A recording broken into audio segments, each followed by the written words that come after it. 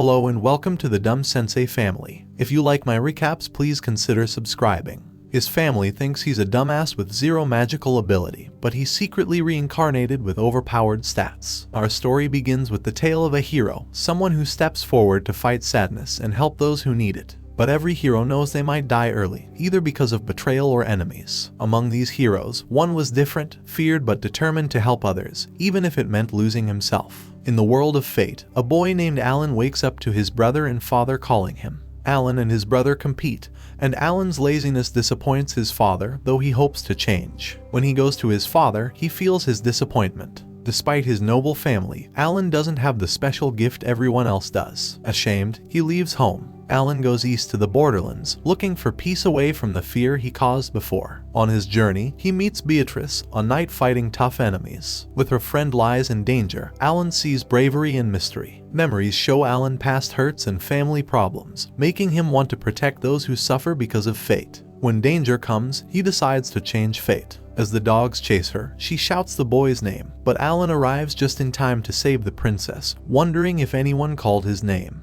While Lies seeks answers about Alan's sudden arrival, he's focused on dealing with the remaining dangers posed by the menacing animals. With determination, Alan charges into the fight, using his special sight to find their weaknesses. Using his powerful abilities, he attacks with many swords, effectively stopping the threat. Even though the danger lessens, Beatrice's life is still at risk. Recognizing Beatrice from long ago, Alan offers to help her wounds, using a special procedure that heals her completely, even fixing her armor. Lies asks where his new power came from, but Alan avoids talking about his past. Beatrice, however, thinks it's a gift from a higher power not known to the church. Agreeing with this idea, the princess tells them about her recent spiritual discovery, leading them to Clum village on the border. Ambushed on the way, Beatrice says Alan saved them. People are curious about why Alan is there, but he changes the subject to a carriage nearby. Though the carriage is broken at first, Alan's magic fixes it, giving them privacy. Inside, Alan tells them he was kicked out of the Westfeld family and wants to go to the borders of the realm,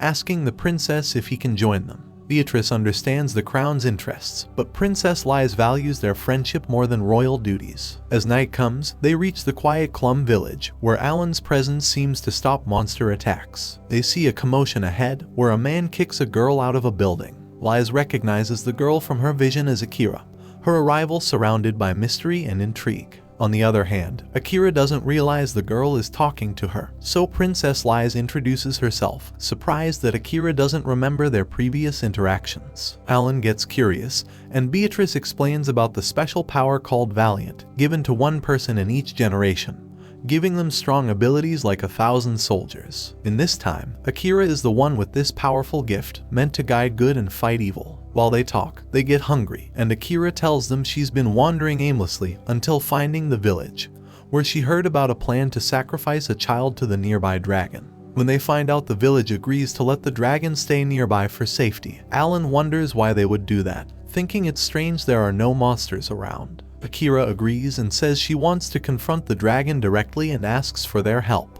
Even though Alan worries about what might happen, Akira is determined to help the endangered child. When Akira leaves, Lies and Beatrice decide to go with her, and Alan joins to make sure his friends stay safe. They meet near the mountain's base, and Akira talks about her plan while Alan thinks about taking charge. But Akira says he doesn't need to, believing in Alan's abilities. Even though he's humble, Akira sees his potential and insists he helps. As Akira starts her mission, telling them to hurry, the three of them climb up the mountain. Alan isn't as worried about the princess now that she says she can defend herself, but Beatrice wonders why the Westfeld family hasn't dealt with the dragon, considering their pride in their military. In response, Alan feels there might be a connection between his old family and the dragon, thinking there's more to it than just border security. Beatrice agrees, saying the dragon helps keep peace but also thinks Alan might be right about a darker plan. When the dragon senses Akira, it attacks, and she fights back with the Sovereign of Lightning. But the dragon isn't hurt and warns about possible harm to others. Akira keeps going, facing the dragon's cruel intentions. Akira sees the girl who almost got sacrificed, and the dragon reveals its evil plans. Angry, Akira attacks again, but it doesn't work,